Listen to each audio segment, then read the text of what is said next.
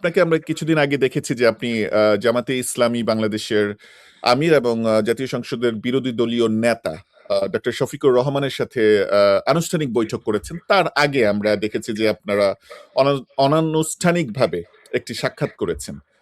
আপনি কি আমাদেরকে জানাবেন যে জামাতে ইসলামীর আমিরের সাথে আপনাদের কি ধরনের আলোচনা হয়েছে, কতক্ষণ ব্যাপী আলোচনা হয়েছে, এই এই সংক্রান্ত বিষয়গুলো? আচ্ছা, এই সম্প্রতি পবিত্র রমজান মাসে একটি ঈদ ইফতার মাহফিলে জামাত হুম, ইসলামীর সম্মানিত আমির ও বিরোধী দলীয় নেতা ডাক্তার শফিকুর রহমানের সঙ্গে একটা ইফতার মাহফিলে আমার সাক্ষাৎ হয়।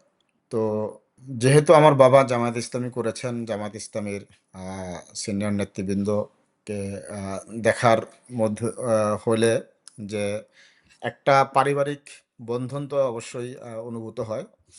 তো আমি তাকে সালাম দেই, আমার পরিচয় দেই। আমার পরিচয় পাওয়ার সঙ্গে, সঙ্গে তিনি আমাকে জড়িয়ে ধরেন এবং হুম, হুম।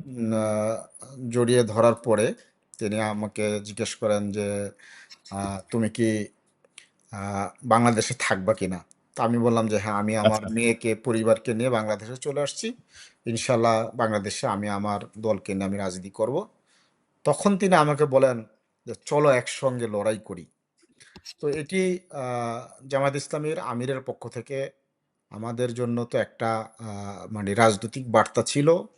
তো তিনি মুরব্বি হিসাবে যখন একটা প্রস্তাব দিলেন, সে প্রস্তাবের প্রেক্ষিতে এই ঈদের পরে ২৮ মার্চ আ আমি আ যোগাযোগ করি। যোগাযোগ করার পরে তিনি ২৭ মার্চ যোগাযোগ করে ২৮ মার্চ বাদ মাগরিব জামায়াত ইসলামের কেন্দ্রীয় কার্যালয়ে বড় মগবাজার আপনারা জানেন এই যে কার্যালয়টি দীর্ঘদিন হচ্ছে আওয়ামী ফ্যাসিবাদী আমলে বন্ধ ছিল আরকি।